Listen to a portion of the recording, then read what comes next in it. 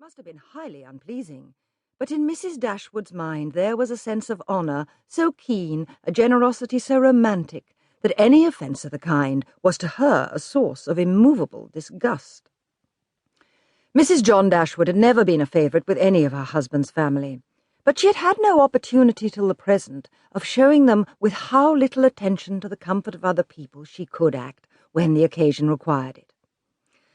So acutely did Mrs. Dashwood feel this ungracious behaviour, and so earnestly did she despise her daughter-in-law for it, that she would have quitted the house for ever, had not the entreaty of her eldest girl and her own love for all her 3 children determined her to stay, and avoid a breach with their brother. Elinor, the eldest daughter, possessed a strength of understanding and coolness of judgment which qualified her, though only 19, to be the counsellor of her mother. She had an excellent heart, her disposition was affectionate, and her feelings were strong. But she knew how to govern them. It was a knowledge which her mother had yet to learn, and which one of her sisters had resolved never to be taught. Marianne's abilities were, in many respects, quite equal to Elinor's. She was sensible and clever, but eager in everything. Her sorrows, her joys could have no moderation. She was generous, amiable, interesting. She was everything but prudent. The resemblance between her and her mother was strikingly great. Elinor saw with concern the excess of her sister's sensibility, but with Mrs. Dashwood it was valued and cherished. They encouraged each other now in the violence of their affliction. The agony of grief which overpowered them at first was voluntarily renewed, was sought for, was created again and again.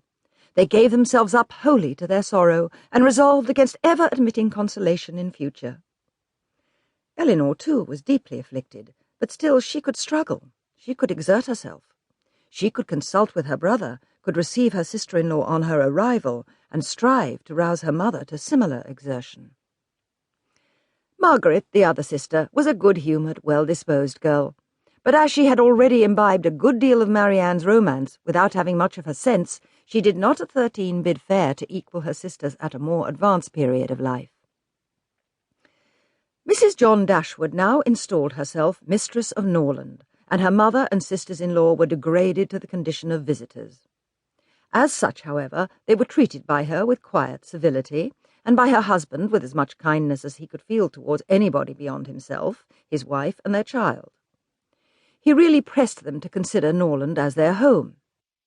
No plan appeared so eligible to Mrs. Dashwood as remaining there till she could accommodate herself with a house in the neighbourhood. Mrs. John Dashwood did not approve of what her husband intended to do for his sisters. To take £3,000 from the fortune of their dear little boy would be impoverishing him to the most dreadful degree. She begged him to think again on the subject. How could he answer to himself to rob his child, and his only child too, of so large a sum? And what possible claim could the Miss Dashwoods, who were related to him only by half-blood, which she considered as no relationship at all, have on his generosity to so large an amount? It was very well known that no affection was ever supposed to exist between the children of any man by different marriages, and why was he to ruin himself and their poor little Harry by giving away all his money to his half-sisters? "It was my father's last request to me," replied her husband, "that I should assist his widow and daughters."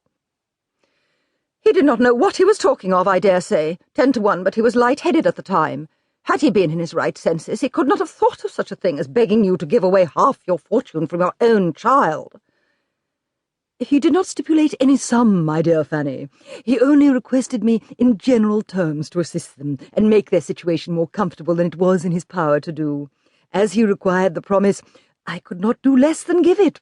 At least I thought so at the time. Something must be done for them whenever they leave Norland and settle in a new home." "Well, then let something be done for them, but that something need not be £3,000. When the money is once parted with, it never can return. Your sisters will marry, and it will be gone for ever, if indeed it could ever be restored to our poor little boy." "Why, to be sure," said her husband very gravely, "that would make a great difference. The time may yet come when Harry will regret that so large a sum was parted with. If he should have a numerous family, it would be a very